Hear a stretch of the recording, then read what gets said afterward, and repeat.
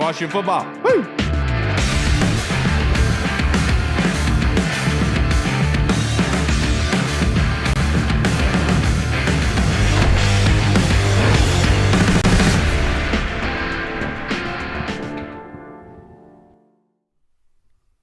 Hello, everybody, and welcome to the Burgundy Zone. I am your host, Kyle, joined by my two co-hosts, Goody and Mr. Michael Hall. Thank you for tuning in on this very beautiful Saturday morning. Very happy to be here with you guys. The title of today's episode is the Rematch, meaning going up against Detroit tomorrow at 4:30 that Hall enlightened us and educated us on last episode. So we are very excited to be able to break down that game for you guys. If you have any questions, if you want to make a prediction for the game, if you want to just let something loose, just rip it off in the comments. I'd love to be able to say them out loud for you on the show, of course. But without further ado, Goody, how you doing, man? I'm doing well. How about yourself? I can't complain, man. It's another beautiful Saturday. I know everyone else in the Twitter sphere is complaining because of the Commanders, but, I try to just remember that I'm still able to watch them play. So it's not like I could be that all upset, man. There's people going through worse stuff right now. You know what I mean? For sure. Yes, sir. Hall, how you doing, buddy? Just got a baby, so, I've been up for a couple hours now, so you know how that goes. Do I? Yes, I do, absolutely. It was funny this morning, Kate, Cash was up all night, man. He took a nap yesterday randomly. He just passed out on the couch. Typically, it means he's sick, but no. And so he was up at like 3 a.m. every hour, every time he could. So, yeah, I've been there many a times in the past 2 weeks. I told you when he was born, what we would do is we would sleep in shifts. So I'd go to sleep I'd stay up with him from 8 to midnight. And then sleep from midnight to 4 and then get up for work. Right. Bro, yeah. I know, it's newborns, man. They got you. And speaking, she almost won now. So hopefully shifting out of that phase of waking up so much at night. Yeah, for us, there's a lot of the diet. But that being said, same thing with the Commanders, you could say, boys. So I got a list of topics here that we could discuss. If you guys have anything, feel free to unload and see if you want to have a discussion about it. But, Goody, overall, I want to ask you, what are your thoughts heading into this game? Because I'm sure if you took a poll of people, they would say Washington doesn't have a chance. And this is just wasting time, basically, into the end of the season, moving forward, right? Everyone's already talking about the draft and stuff like that. What are your thoughts heading into this game, Goody? My thoughts are, the obvious is the obvious. Not having the season that we envision as fans, as players, as coaches across the board. Once you kind of face the truth, then you can be better. You can move forward. So I think that truth has been faced, right? Yep. We're gonna go out. We're gonna continue to play our game. We're gonna continue to try to figure out this funk that we're in. I don't think the guys have given up on themselves in terms of the team. I don't think they've given up on themselves, even though there is definitely some back and forth going on, some frustration as we heard. But regardless, I think we're going to go out and we're going to just put on a show. I think we're going to shock the world again. The Lions aren't necessarily the hottest team either. They have the big name, the big power, but they, lost 2 games back to back themselves. But I think it's a dogfight. In terms of the rematch, it's got some extra juice. Yeah, that they do, without a doubt. I know that radio host up in Detroit or podcast host, wherever the heck he is, he's feeling this game because he sees blood in the water. They smell blood in the water, and they can't wait to get after it. But with Washington in particular, having 47 in the house might add some extra juice into it, hopefully, to be able to get this team to be able to actually get a W. But my thoughts heading in this game, it's kind of like, at what point do you what is the definition of insanity, doing the same thing over and over and over again and getting the same result, right? And that's my kind of thought process here is, everyone can make the excuse that last season we went through an easy stretch of quarterbacks. That's fine. You could say whatever you want, especially about the defense. But you can't shy away from the fact that they beat Baker Mayfield in the playoffs. They beat Jared Goff in the playoffs. So it's not like this defense last season was the same as it is now. Like, they were actually playing some damn good football and being able to get some turnovers and win games. And it's crazy to see where they are now, because like what I have been saying since week 3 is we don't know which team we're going to get. Like, are we going to get that Raiders, the team that beat the Raiders? Are we going to get that defense that went up against the Giants and actually strapped up Malik Neighbors pretty well? Like, are we actually going to get that defense, or are we going to get the Bonnie Blue defense? You know, just everyone just running a train on us. Just And ran like, through. yeah, and I don't know what we're going to get, but at some point I hold out hope that something is going to change. And this comes up into my next part of questioning that I'm going to ask you guys in topics, but I'll wait off to hold on that. But I am optimistic that things are going to change. As much as we want to talk about the injuries and everything like that, the injuries have finally hit the defense. Marshawn Lattimore being out, of course, Trey Amos with his hip, and then obviously the DNs having their own issues, of course. But at some point, man, you got to turn things around, and hopefully a change of scenery in the ingredients will be able to produce a better product. What about you, Hall? Yeah, it's definitely a uphill battle on Sunday, just due to the team that Detroit has been building and it has been for the past couple of years. And obviously, we're in the middle of trying to get to that consistent kind of Detroit type of level where year in and year out, you're just write us down for at least 10 wins, a playoff berth, and we'll go from there. And so, yeah, it's an uphill battle. And um, yeah, I would say that obviously Detroit sees blood in the water. They're coming off that bad loss against Minnesota last week, and you know that they're trying to come out here and show everybody that hey, we're still one of the top dogs in the NFC, even if it is a downtrodden Washington team right now. This is what I was saying last year when everyone was talking about the schedule and the quarterbacks. And at the end of the day, yes, did we have a light schedule last year? Did we have not a gauntlet of quarterbacks last year? Yes, but all you can do is play the teams that are on your schedule in front of you. And if we would have lost to those teams, people would have a whole another view of what Washington was last year. But we did what good teams did last year and was beat down the bad teams. So a lot of people are expecting Detroit, who is a good team, to come into Washington and beat down a what is a bad team right now due to all the circumstances going on in Washington right now. So do I think that it's possible that they can win? Obviously, any given Sunday. No one had us going into Detroit last year and just straight beating down the Lions, and we did that. No one had us going up against Tampa Bay or going down to Tampa Bay, beating Baker Mayfield and those Tampa Bay Buccaneers. We did that. So anything is possible. Obviously, it's not the same roster as last year. Obviously, Jayden's not in there. Obviously, Terry's not in there. But yeah, I expect Dan Campbell to have those guys prepared. Obviously, Amon-Ra St. Brown always carries a chip on his shoulder.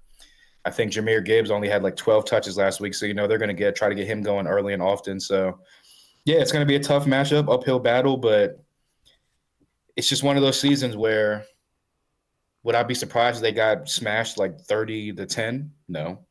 Would I be surprised if they somehow squeaked it out and got the season back on track? No, because it's been that type of season for the entire NFL. So it's like I said, uphill battle, and we'll see what happens on Sunday.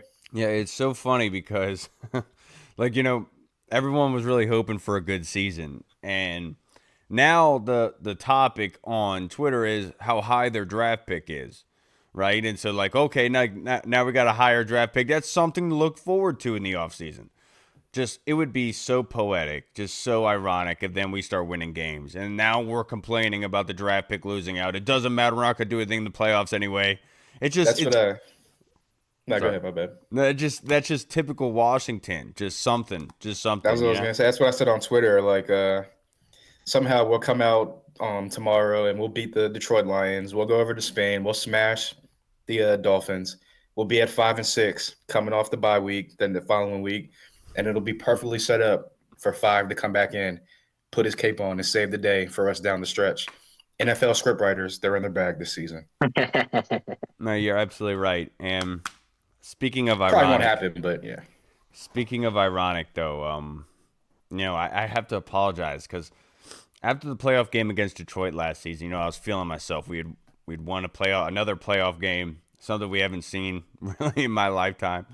And that the one lady commented that Detroit had a bunch of injuries on defense, and she was like, if they were healthy, if this guy was there, if this guy was there, it would be a different story. I remember commenting, quoting it, saying, "Well, if my aunt had a wiener, she'd be my uncle," you know. And now I feel bad because it's now come full circle. We're the ones that are beat up, I thought injuries you said your aunt everywhere. had a wiener. I was like, oh wow, No, crazy no, story. but like it's just funny that like that's why you don't talk crap, and that's what I have to learn Yeah, myself. Like this is yeah, why you don't talk crap. that happened pretty quick. That Yeah. happened pretty quickly. That turned around pretty quickly. So we'll see. We'll Now I will see. say though, their offense was fully intact when we Hey, it's played all them. good. Guess what? They had the excuse last year of, oh, the injuries. That's not the reason you beat us. We're in the same boat this year. It's all the injuries. That's all we can say. All right, that's a good point. That's a good point. Now, going into my next topic that I wanted to ask you guys about, with the injury to Marshawn Lattimore and other ones around the area, possibly Will Harris could come back at some point, which would be fantastic, just adding another secondary piece back there. But for the time being, Hall, like, what do you think the secondary changes should be? I've been on the wavelength of saying for a while, even when Marshawn was in there, that Mikey needs to be moved outside. And Road Chaser, RO Chaser on Twitter will tell me last year is not a good indication that Mikey could play outside. We didn't play that good of quarterbacks. I don't agree with that whatsoever. I don't want to get into arguments anymore on Twitter. I find it very stupid. But what do you think should happen in the secondary now that Marshawn Lattimore is out? Yeah, I mean, I think the obvious move would be to, depending on Trey Amos' health, Amos on the outside, put Mikey back on the outside on the boundary, and you bring in Noah I to the slot, kind of reminiscent of last year where it was Marshawn, Mikey, and Noah I in the slot. And yeah, I guess you just go from there. They also have Jonathan Jones, who they signed in free agency this year and just made his return, I want to say last week or the week before that. So he has versatility where he can play inside and out, which also goes to kind of help Mikey out, where obviously we all know Mikey's been struggling in the slot this year. So now you got a guy like a vet like Jonathan Jones, and you got Noah I who can also play the slot. You can move Mikey back outside, see if he gets a little bit more comfortable, see if he gets his juice back from last year. And yeah, that should be the plan. But obviously, we'll see what Joe Witt and DQ want to do. Yeah, I wholeheartedly agree because some people will say, it shouldn't really matter. Mikey, this is what he played in college, and this is what his home is. And I honestly don't necessarily agree with that. You're not going against the quarterbacks in college. That you're Well, going not only against. just that, like guys that played a slot in college, they're not running the same route tree as the guys in the NFL. They're not doing the same stuff Right. as the guys in the NFL. So My biggest thing is some corners play really well having the sideline as an alley. And exactly. like, you know what I mean? Like they have that, they know that sideline is there. They know how to play that sideline, and it makes things a little bit easier. If you get inserted into the slot, you don't have one area of the field to be able to just negate and take out of the equation. You have to worry about both sides, and then you're thinking too much. Okay, is this an outside? Is he going to try to get me inside to get outside? Is he going to go outside to get inside? And that could cause kind of those issues where I see when Mikey is, he was much more decisive, much more quick, aggressive, and instinctual when he was on the outside. You can say to your blue in the teeth because Road Chaser on Twitter, I'm sorry, it really got to me. He was like, at what point do you think that, why do you think Mikey could play outside corner? He doesn't have the long speed. He's subpar in that category. He doesn't have the height. And I was like, well, go back and watch the Detroit game. Watch the Detroit game and let me know what you think then. And he was like, well, I'm not going to put it all in one game. It's going to be a whole season's worth of things. And I was like, that's fine. And then he talked about how that deep ball, it was soft at the end of it. It dropped out. And I was like, well, the funny thing is that usually happens on deep balls. I don't see Paul Bunyan out there chucking 80-yard bombs on a straight line rope. You know what I mean? Like typically when you throw a deep ball, it's going to die off at the end of it. So it's crazy to me that we want to, like I told him this on Twitter, and forgive me for saying it, but I was like, look, if you want to keep getting raw dogged up and down the field, then keep him at slot. I mean, I don't know what else to tell you. If you want to keep fighting me on that, that's fine. but we saw evidence last year that he produced outside in a big way. And what was happening to Mikey early on last season was teams were running right at him. They'd be moving him in the slot. They'd be moving him right off the tight end, and they would run the ball straight at him. And because of his size, he's not a filler. And so we were getting ran through. We were, like 29th in run last year. So we took him away from that, took him to the outside, and things got better overall from a pass defensive standpoint and from run defense. So it's just crazy to me that nobody is thinking about it that way. And I agree with you, Hall, that I'm not. Look, I know that Noah I was food in training camp. He was getting picked on by everybody on the offensive staff. I'd be willing to go down the way of saying, let's put Noah I back in there and have Jonathan Jones in standby in case Trey Amos's hip flares up again. Like, that's like my best case scenario heading into this situation. The safety room, it sucks because I've been saying for a while, I thought Marshawn should either be allocated to the slot or the safety spot. That was a weakness for us for a little bit, and that would be a very good, I think Marshawn would be a perfect safety right now in his career. But, he's now injured, and so we won't ever know how that would transpire. But me personally, I think that that's the best case scenario for this defense. What do you say, Goody? Yeah, I'm really a big fan of Noah. He played, he played a lot for us last year, and he was good for penalties here and there, but for the most part, he was pretty solid. And I think at this point in the season, the way the secondary has been kind of all over the place, he should have probably been getting some playing time earlier. They probably should have shaken some things up earlier instead of kind of, holding to like, yeah, this is my guy here, this is my guy there, this is my guy there. Thank you. They should have started mixing things up sooner. But with Mikey Sanders still, I don't know. I wish I knew what the coach's plans are for him, like long term, because for him to not even be attempted outside yet this season is kind of question. You can really question that. He did perform well outside last year when he needed to. He performed probably better than he has so far. Now, he does have the most interceptions on the team, if I'm not mistaken. So he still has that knack for creating havoc, getting turnovers, being around the ball. I was listening to something, and he basically said he's got slotted, reps for inside and outside. They don't really change as much as what he's doing, I guess, in practice or preparation. So he's getting both sides of the preparation still as if he was, doing it last year from outside. But, getting Noah in there, having Jones, like you said, Paul, on standby, I think got to shake it up. Get Noah in there, have Mikey play a little bit outside, and just see what the effect is. Joe Witt's on the field now, so I mean things could look a little different. Absolutely. Now, this question was submitted in the YouTube comments by Broski Bear. His question is, Goody, is there any way the Skins don't get destroyed by the Lions on Sunday? Yeah, there's many ways. Many ways. Go out and play your football game. Whether you're kicking the ball off or whether you're getting the ball first, you got your back against the wall here. You're at home again. The home crowd has been jumping from what I've been hearing. And we've been having them on some pretty big letdowns. So, if you want to keep that feeling there, you want to keep the fans there, jumping, screaming, going crazy, you just got to come out and play your game. Start fast. Have ball control. Definitely do not lose the ball, because those turnovers have kind of been our dagger this year. Aside from injuries, those costly turnovers, because teams turn over the ball all the time, but those costly ones when you have the momentum and you're driving. But all you got to do is just play your game, go out there and execute. Hold Detroit to make them unbalanced, right? You don't want them to be able to run and throw on you all day, because that's probably a recipe for disaster. So pick one thing that you're going to stop and make sure you stop that, and then just kind of prepare for the opposite. So, yeah, there's definitely ways Washington cannot be blown out tomorrow, and I think they're gonna pull this one out personally. Yeah, look, come sit down, Broski Bear. Come sit down. Pop a squat next to me on the fireplace. Let me break this down for you. It's something I've been saying for a while.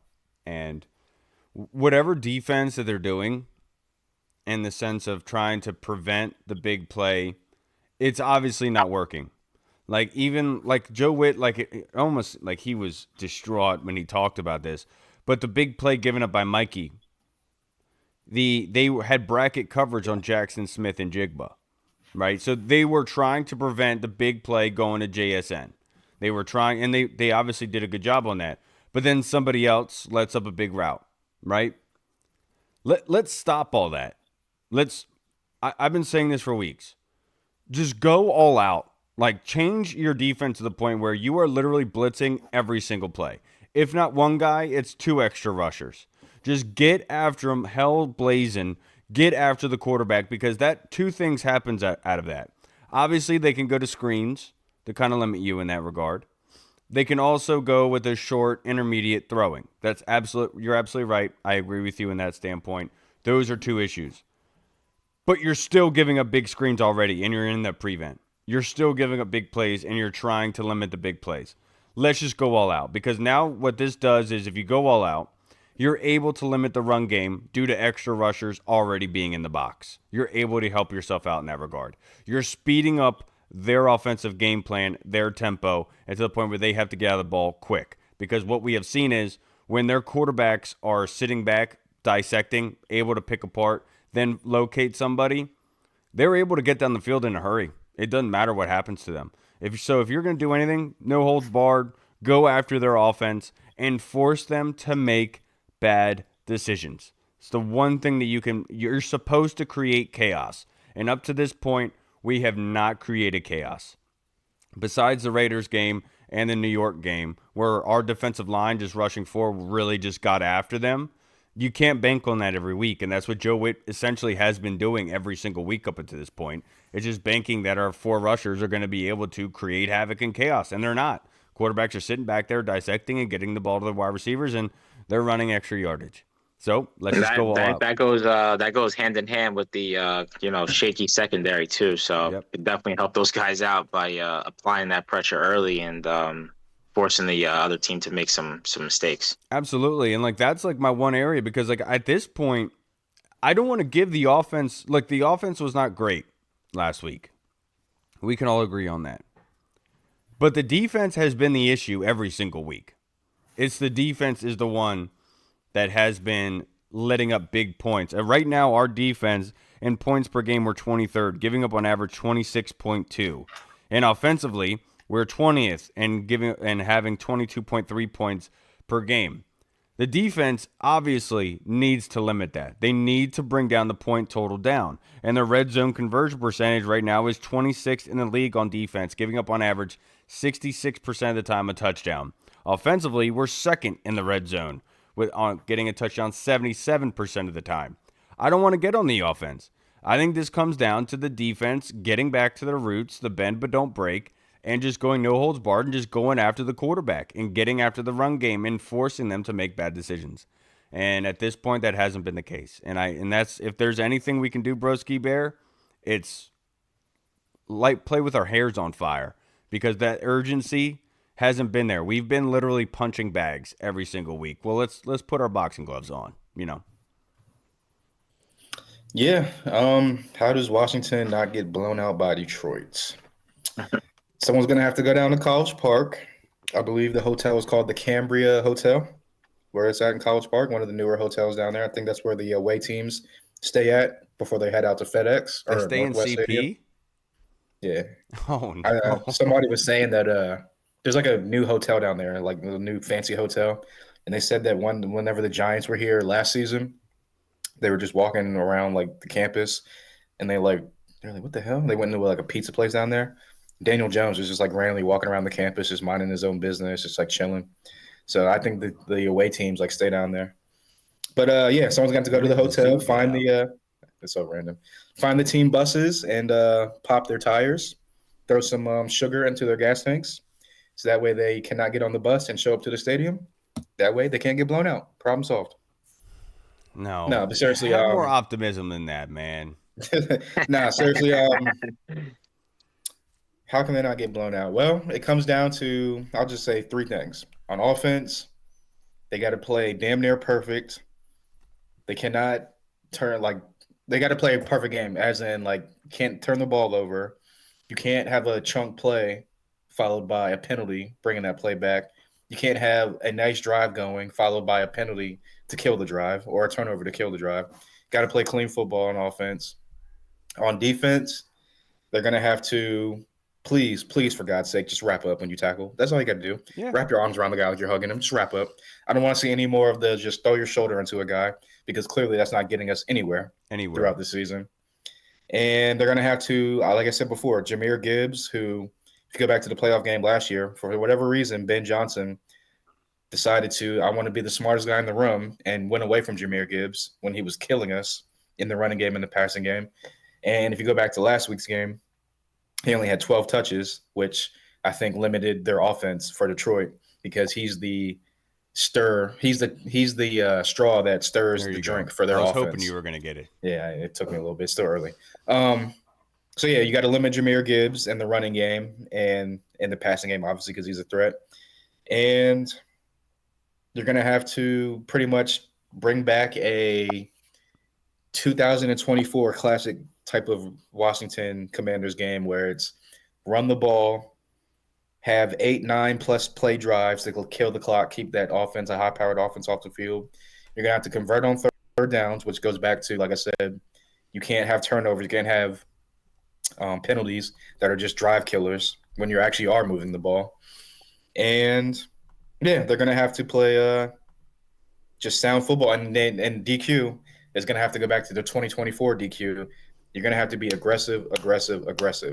I understand when you get in field goal range, take the points at this point. Like, if you want to go for it, cool. I don't mind that because you have to score points. I love what you're saying right now. I love what you're saying right now. Yeah, you're going to have to take the points when the points are there for you. That was the point. That was the problem against Kansas City, which I understood it. You're going to have to score points against Kansas City. That offense, right. Pat Mahomes, eventually they're going to get right, just like with Detroit. If they start off slow, eventually they're going to get right. So you're going to have to take the points when they're there and just hope for the best, like later on down the line. So those are the three things I would say that, other than spiking and tampering with their bus so they don't show up to the stadium, that's how they cannot get blown out.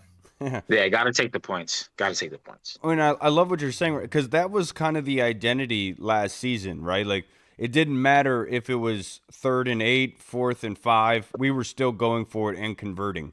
And that was almost our identity on offense, was that not only do you have to play those first 3 plays, you have to worry about the 4th because we're still going to go try for it, right? And that kind of morphed itself for our offense. And this year it hasn't been that case, right? We've done a lot more of the field goal attempts, put Matt Gay on a pedestal, and he's at times fell on his face. And so I totally agree with you. At this point in the season, what do you have to lose? That's kind of my point, yeah. Yeah, and like going against an offense like Detroit, it's similar to going against a team like Kansas City. You got to score points, so you might as well go in with the mindset of saying, we're just going to go after it. It doesn't matter if it's 4th and 10, 4th and 8.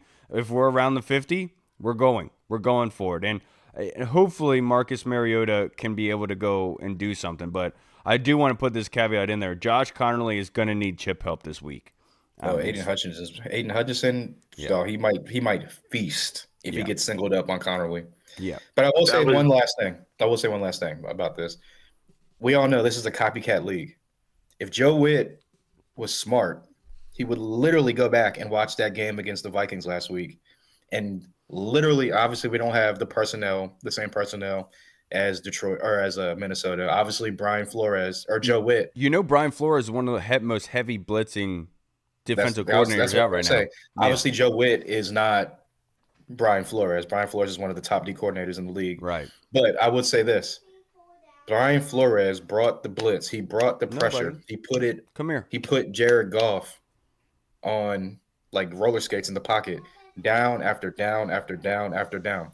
And one thing we know about Jared Goff is when you give him time, it's 7-on-7 for that guy. He's going to pick you apart when he has the time to do it. But when he gets any type of pressure, any type of anything in the pocket, any type of unsteadiness in the pocket, we get a performance like we did last year in the 2024 playoffs and when we went on to win that game. So, Joe Witt, please, I'm begging you, please.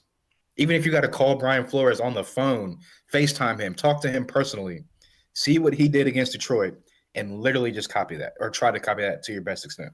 Yep, I'm with you there. You want to say hi real quick? No. Okay. All right. I No, wanted to you're ask good. you guys a little before we get into everything else, but Jayden Daniels' return, because this has been a topic this week. Because there was no ligament damage, nothing else was torn. It was just a clean dislocation of the elbow. The comment has been brought up. Well, why even bring Jayden back, right? And we talked about this last week. Bless you. Bless you. We talked about this last week with David Harrison saying, well, why didn't they put him on IR if that's the case? His point was they don't want to do that too quickly because he could come back after the bye based on how these couple weeks go. So, Goody, I want to ask you, what is your kind of feeling with Jayden Daniels at this point? Are you of the ilk that believes that you should just sit Jayden Daniels the rest of the season, have him healthy for next season? Or do you think that he should be ready to come back regardless of what happens? Yeah. So depending on how long it takes, right? If it's in that window of 4 weeks, 3, 4 weeks, including not including the bye week, or I should say 3 or 4 games, and depending on how the team is doing, how Mariota's carrying the team, I'm all about when he's ready and healthy and safe, bring him back, put him on the field. He's a young quarterback, right? He's only played one NFL season. As explosive as that season was, it was still just one season. So for him to be coming back for his second year, missing a lot of time, considering the injuries that he's had to sit out games, he needs reps. Get him back out in the field. Like if you're not gonna be out there when things are bad, kind of reviving with the team, then it kind of as a leader, it doesn't really show much as a leader, right? So if you're a leader, you're the captain of this team, you want to be out there with these guys through thick and thin. So I think if he's healthy, you got to bring him back. He's a young quarterback. He still needs the reps. I'd have no problem with that. Yeah, so I do want to bring this back to the pre-draft process. I said back then that there were 5 quarterbacks that could be easily picked for number 2 overall. And the one drawback that I had with Jayden Daniels was his frame because of the injury concern, right? And that was kind of screwed me up heading into that draft because I was leaning towards Drake May because of just his body type, right? Just the saying long term, it makes more sense. I obviously was incorrect, but I also knew that there was a possibility that you were going for the early success, and that's what Jayden Daniels really brought you. And up until this point, he's had 4 separate injuries in 2 seasons. That's caused him to miss time. I'm of the ilk that believes you do not help your team by being off the field. You get better by being on the field. That's what has to happen. And with Jayden, one of the things I've been really pressing on is that Jayden has to keep himself healthy. As much as we as a whole fan base would like to get on Dan Quinn for having him in the game, he has to be smarter in protecting himself. And there is no question about it that it all derives from Jayden protecting himself. Lamar Jackson, I've said this so many freaking times, is an expert at this. Same with Tyreek Hill before his injury. He was so good at getting down before contact to the point where he wasn't absorbing contact. There's a graphic out there that Jayden Daniels has received contact on his running rushes, I think 522 times. The next one is, I think, Jalen Hurts with 498. Next one is Pat Mahomes. But it's kind of the difference is that Jalen Hurts, that contact he's getting on that stats, it's from the tush push. Of course it is. So it's not like he's getting hit all that much. You have to do a better job protecting yourself. With that being said, he doesn't help by being on the sidelines. You don't want Jayden heading into his 3rd year with a question mark heading into his 3rd year, saying, I don't know, is last year the real thing? Or was my first year the real thing? That's what I think Dan Quinn was doing by having him play late in that game. Trying to revive the spark, trying to create something positive out of it to say we could keep going and build off of this. And so I don't think that you should just sit him just to sit him. I know that everyone is concerned about the injury history, but this is not a child. This is a grown man.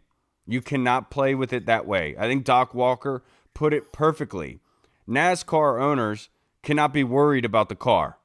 You just go drive, and you drive as fast as you frickin' can and hope that you can win. You don't worry about the car. And that's essentially my point of view here, is if you handle him with kid gloves, you're going to get kid results. And you have to bring him out here as a grown man, regardless of what happens this season. He needs the reps, like Goody said. I think Goody was well on par with what he was talking about there. You have to get the reps. You have to create something positive going into next season, because you cannot have the question mark, that slight doubt in Jayden's mind of saying, is my second year what's going to really happen every single year? You want to erase that. You want to create. It's almost like the Tampa Bay game last year and the Cincinnati game, like week 1 and week 3, where it's like you want to wash away that week 1 and say week 3 is what really is going to happen in the future, and you're trying to recreate that week 3 at the end of the season. So heading into year 3, you hit the ground running, and there is no doubt whatsoever in your mind, if that makes any sense. Yeah, for Yeah, sure.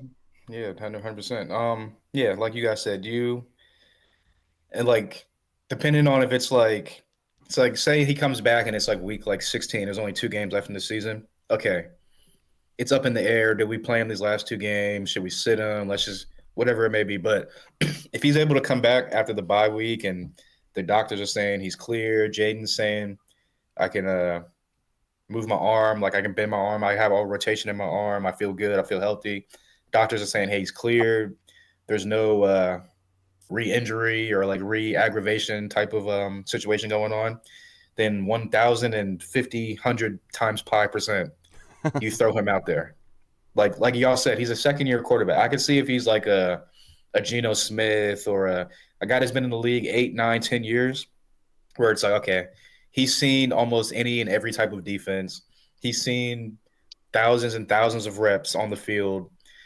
We can sit him knowing that next year he's going to come back and da da da da da. But him being in his second year, him still needing those reps, him still being a young quarterback in this league, and you just look around the league, guys like Drake May, Caleb Williams, Michael Penix, they're all kind of taken, especially Drake May and Caleb Williams, they've taken pretty big steps in their second year. Bo Nix up and down, Michael Penix up and down. We'll see what JJ McCarthy is because he just came back for the first time this year. But long story short is the guy has to get his reps. And at the end of the day, like you said, it's on Jayden Daniels to, and we saw this last year, going back to last year. In the beginning of the season, he was taking hit after hit after hit. He wasn't really trying to get out of bounds. He was trying to like make the superhero like big play all the time. And I think that's what's happened this year, where he's in and out of the lineup, so he's not really building a rhythm with the team Exactly. and the offense. And then when he gets back into the game, he's looking outside like, damn, I ain't got Terry. Four or five of his top pass catchers from last year, OZ, Diami, Terry, Noah, I guess that's 4. All 4 of those guys have not been available this year at any point in time for the most part. So you don't really have the chemistry with the guys because you weren't really building that chemistry with the guys for the most part in camp. So when he gets back into the game, I think he's just trying to press too much. He's trying to do too much, which is causing him to get away from what made him so great last year, which was taking what's in front of you, taking what the defense gives you, and making the big play when it's there, but also being smart about it, knowing when to get down, knowing when to slide. So I just think that it's all kind of just condensed into one huge problem for this like entire season. And I understand the people that are like, oh, he's had 4 different injuries and like 25 games, 24 games, whatever it is. But I would say that there's a difference between being injured and being like there's a difference between being hurt and being injured. I feel like last year he was hurt because he played through the injury. This year, obviously, yes, there was injuries that kept him out of the games, and that is, like you said, the best availability. Yeah, the best ability is your availability. So at the end of the day, you don't get better at football by sitting on the sidelines and watching. You get better at football by getting on the field and playing football. And I mean, just knowing Jaden's mindset, all of us, like just from the outside looking at, his mindset is he's the ultimate competitor. And I know for a fact when he's ready and healthy and cleared, he's not going to be like, oh, just sit me, guys. Like, this is a lost season. That goes against everything that DQ has been Thank preaching you. since he stepped into this building. Thank you. Competition, anytime, anywhere, any place, all that type of stuff, culture. What type of culture is it? They're like, hey guys, we're gonna quit. We're quitters, man. It's a lost season. We're quitters. Let's just pack it up and wait for next year. No. So anytime, anywhere, any place. Well, anytime Jayden's ready, put him out there. Any place he's out there, he's ready, put him out there. So I get it. People are cautious. People are gonna be really like panicked and really like anxiety ridden when he steps back on the field, if he does and when he does, because of the whole injury thing throughout the season. But I would just say, like you said, at the end of the day, he's a grown man. If you want to handle him with bubble wrap and like a kid, you're going to get bubble wrap kid results. Let the guy go out there. Let him get his little bit of his confidence back. Let him get back into a rhythm. And let's close the season out, hopefully on a positive note, if and when he comes back heading into next year. I'm with you. I just want to throw it back on you just a little bit. The anybody, anywhere, anytime. And I agree with you. This is why I hate the injury excuse, especially to wide receiver. Yeah. We have seen this everywhere around the league. The 49ers are a perfect example of this. They still put up points. Their quarterback's still able to put up big numbers, right? See, I would say part of that goes into like this is not like some mind blowing like oh my god statement. Kyle Shanahan is a better offensive Thank coordinator you. than Well, Cliff Kingsbury. absolutely. I've been saying this for a while. He's an offensive genius. He makes the quarterback's Yeah. Kyle job Shanahan very is easy. the GOAT up there with Sean McVay, Sean Payton's of the world of scheming guys Yes. open, no matter who the quarterback is, no matter who the receiver is. Cliff Kingsbury, yes, he's a smart offensive genius guru type of guy, but he's not on that type of level. And I just feel like, and someone made this point yesterday on the radio. It was a really good point. He's built that chemistry up with OZ, Terry, all these guys last year. Coming into this year, say like you're running like a dagger route, and you know that okay, I know that OZ is going to run this dig at 12 yards, and when he comes out of his break, I can hit him on this stride. I know how he's going to come out of his break. I know when he's going to come out of his break, and all that type of stuff.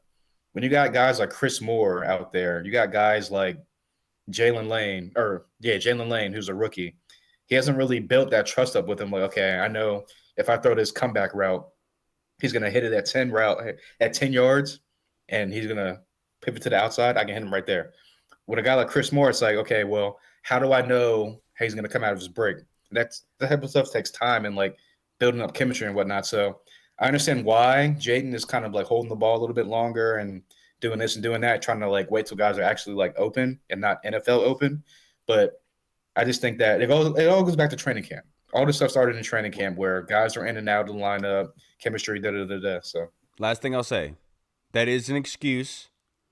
I saw Kendrick Bourne get picked up off the street, but he was in the offense before that though. not with Mac Jones. And my point is, Mac Jones was blowing that. Yeah. Okay, there is Yeah, that's no, you're right. You're right. that's an excuse. Make You got to plays. trust it. You know, like Kurt Warner said, he's not really trusting what his eyes are seeing right now. Yes. He's just got to trust what his eyes see and let it rip. And I feel And like it's, last year he was doing that. This and year, no. it's not all on Jayden too. The offensive line, Josh Connolly in Yeah. particular, is allowing a lot of pressure. Zach Ertz isn't doing the best at blocking. They haven't been catching the football very well. It's just a snowball effect, right? It's not all on Jayden. It's not all on Cliff. It's everybody being accountable and just stop making excuses to go out there and play dang football. So I'm actually curious. I'm curious about this because, last year the style of offense that we played, we had a lot of guys in to help with the offensive line. Chipping guys left and right, having multiple tight ends on the field for more drives. Would it be something that would be too much to have to go back to as an offense, or is that something that you could always just kind of jump into?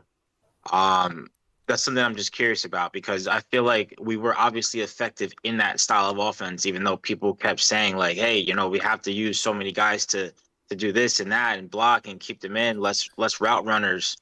But we went 12 and like we ran the table, so I'm just confused as to how those two things line up. Whereas the style of play that we had last year and what we had to do, and it was successful, why we're not able to just get back into something like that, if it would take too much time or how that would actually play out. Because that's something, with the protections right now. You're on to something, but we got to get into fan questions, but you're on to No something problem. because I'm of the ilk of adapting, right? Because if you are without a bunch of your wide receivers, especially your biggest playmaker and leader in Terry McLaurin, among others, you would naturally say, okay, you have to adapt. But what do you have a plethora of? Okay, we have a plethora of tight ends. Let's adapt the offense to bring those guys in to then use more single, double wide receivers because we don't have as many, right? Or we have playmakers at running back. Let's utilize them in those sort of ways. Why don't we go to not a wildcat, but a sort of a wing T type of offense to the point where you're really screwing with them with how many playmakers you do have close to the line of scrimmage? Adapting, right? And it seems like on both sides of the football, that adapting part is hard to come by because at this point in anybody's career with how good that they are, egos get in the way and they know what works. They know how to get it done. And then we're left here with excuses because things aren't changing. So I feel like I know what you're saying, but I feel like you can't just like switch up your whole entire offensive philosophy like mid-season. But what you can do is different formations, different personnel groupings, different, just so different looks. All Cliff does really, I feel like he just lines up in 2x2, 3x1. There's no type of motion. There's no type of like eye candy. There's no like jet motions anymore. It's just 3x1, 2x2 lineup, run your route. 3x1, 2x2 RPO. There's no like last year it was like eye candy, jet sweeps, motions, pulling, pin pull, this way, that way. Where they're going with the ball. Even in the beginning of the season was like that. And I just feel like I'm not trying to give Cliff excuses, but I feel like Cliff's mindset is like, well, I don't got my guys out there, so I'm just going to run basic things that they understand and can do and like to a high level. Man, drill the game plan and the install into them during the week. Like you said, switch it up. Like at the end of the day, what do you have to lose? Just switch things up, do something different. If it doesn't work, oh well, it hasn't been working all season anyway. So yeah. if you're defense and man coverage as an offensive coordinator, what would you run? You said Right? what? My bad. You do slants. Slants. You do slants. And how many times have we seen slants, right? Like They're that's not my even running like mesh routes and nothing like that in man coverage. exactly, and It's that's my like point. I'm not saying overall change everything to the offensive game plan, but adapt your offense to do what you want to be able to do with the best people that you have right now. Like right. I don't want you to keep hitting your head against the wall, trying to do the same thing with different people and then expecting different results. You're going to get less results from that. You have to adapt a little bit. I'm not saying completely change it all, but just formation wise, you can adapt things. You can change it to do what you want to be able to do with what you do have. But before we get too far away, I just wanted to say a couple of things. Broski Bear said the Skins need to attack the Lions' weakness, the interior offensive line, and get in Jared Goff's face with that pass rush up the middle. Absolutely agree. He also said no point bringing him back for the last two games when you're out of playoff contention. I do agree with that, but I do think that he'll be back with like 4 or 5 games left, in my personal opinion. And then Santiago Bond said he has to throw to the spot for sure. And should we put Terry on IR? I don't know, Santiago. I've said this for you have to be in the building to know what's really going on with Terry. I have no idea, man. I think they're looking at after the bye week for a lot of these guys to like make a decision on like, okay, should we bring Noah back after the bye? Is Terry going to be able to come back after the bye? Is Jayden going to be able to come back after the bye? That's another thing people aren't talking about. People are like, well, it's a lost season. Look who's out there and da da da da da. What's the point of he's going to gain nothing from it? Well, if Terry's back, if Debo is a little bit more healthier, if Noah's back, then he has his weapons out there. He has his full offensive line out there. Why would he not go out there and play and build chemistry with these guys going forward? Yep. Now let's go to our fan questions, and this one by the Colonel. We can do one at a time. I'll answer this one from the Colonel, and then we'll rip off the other ones. We'll go one at a time. Not like we'll all answer it, but one of us answers it each one. So if you guys want to answer one, just give me a hand raise or something. I'll let you know. This question from the Colonel. And listening to some of your colleagues' podcasts, most notably Rico Street Scores, the season is over. He's already discussing names of college players less than a week after Halloween. Really?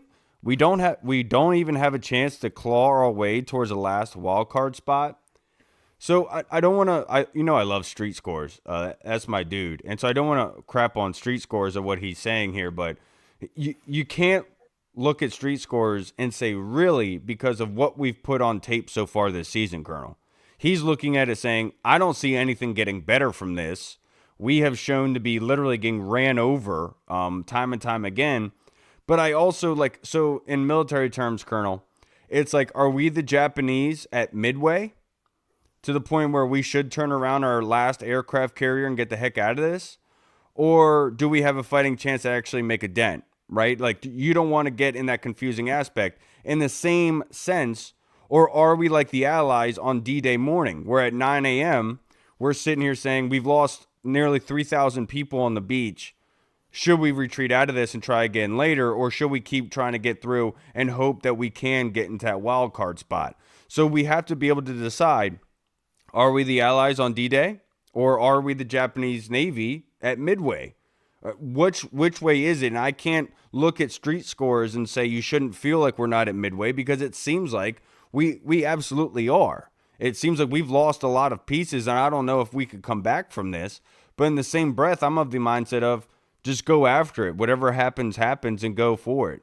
So I'm not going to say that the season is over. I do think that there's a will. If there's a will, there's a way. It's just you have to adapt, and you have to be able to claw your way back. And it's by piece, every inch of sand that you can until you're able to overcome. And typically you need a lot of firepower and a lot of manpower to be able to do that. But do we have the horses? We'll see this weekend. I think this is a big indicator for how this defense could turn it around, to see if they finally were able to adapt defensively to make something happen. Now let's go to our fan questions in the Discord. This one by Arch. He says, been listening, reading, and watching a lot of people this week. Haven't seen many, if any, people giving Washington a chance this week. Give me your best path to win. I know we already kind of discussed this. Who wants it? I'll take it.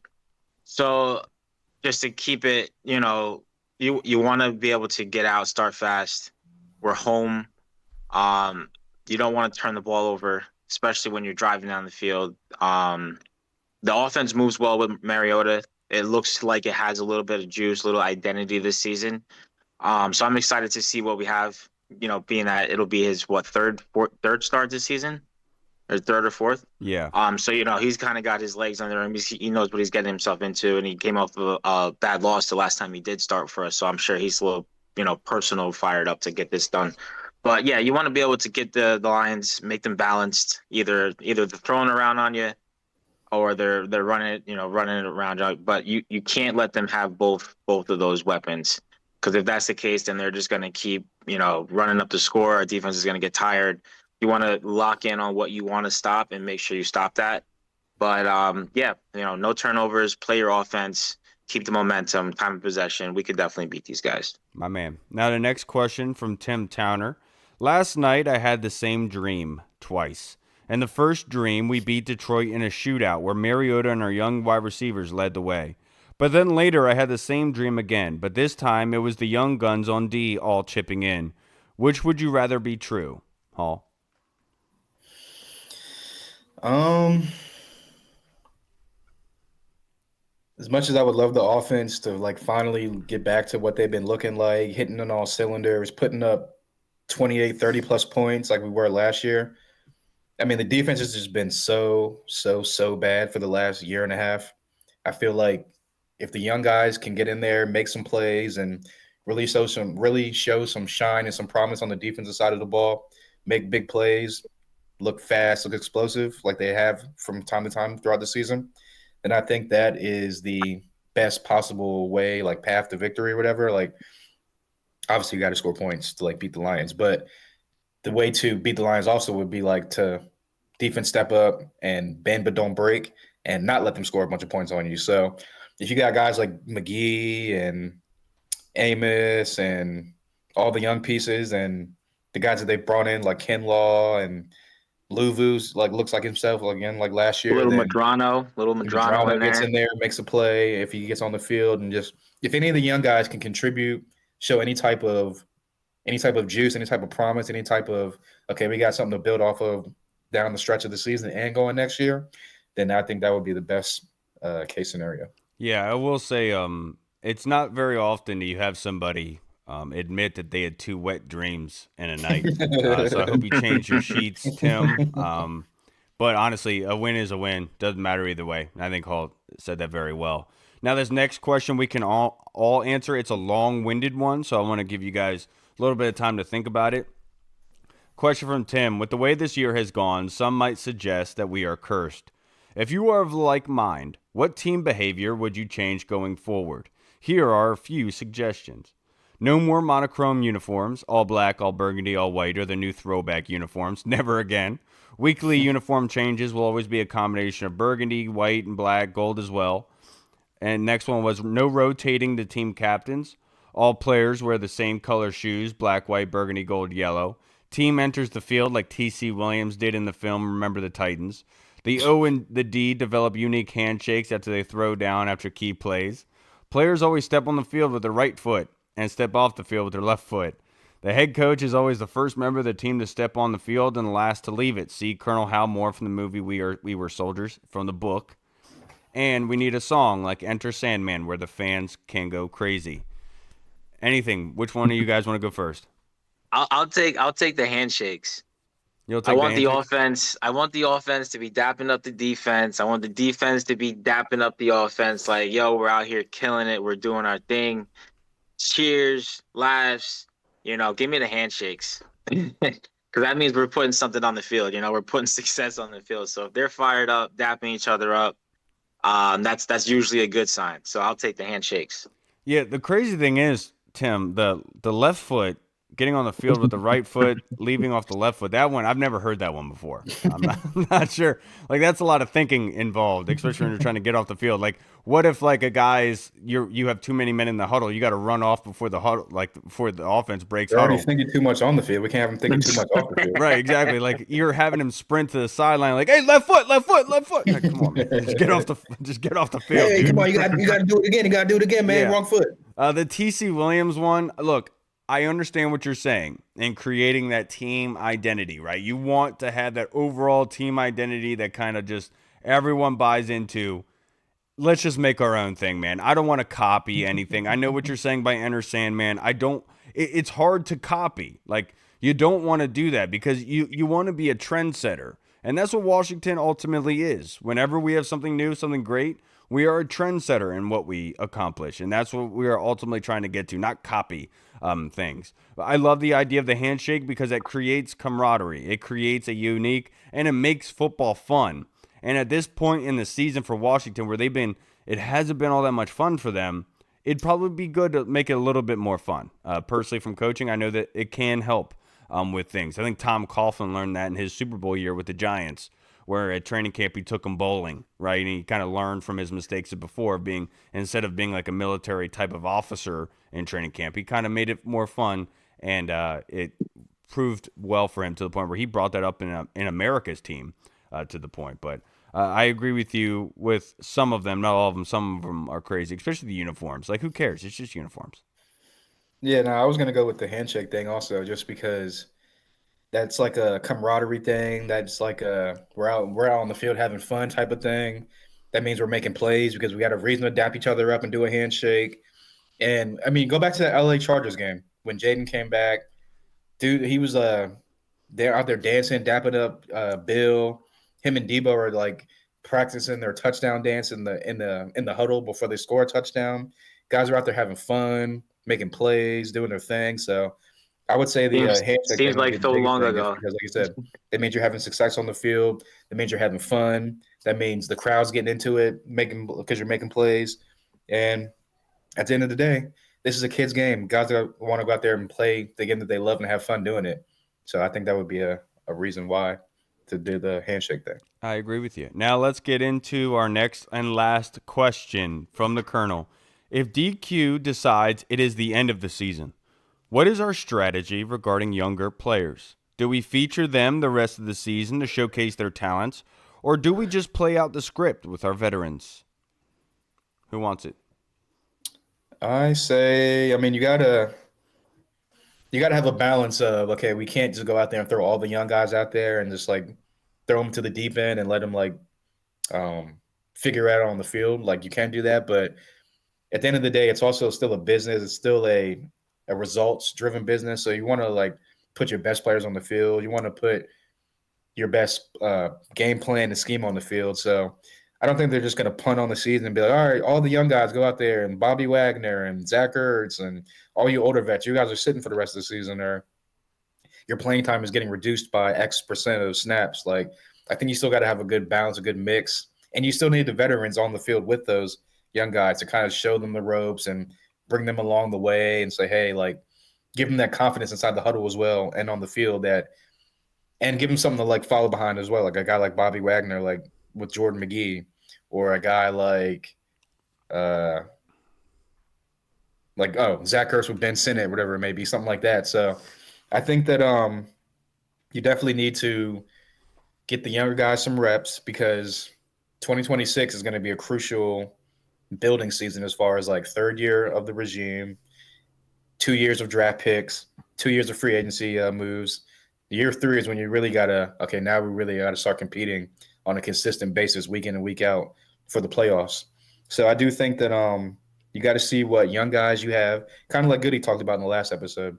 You got to see what the young guys have, to where we know what we need and what we got to do in the off season to get better for 2026.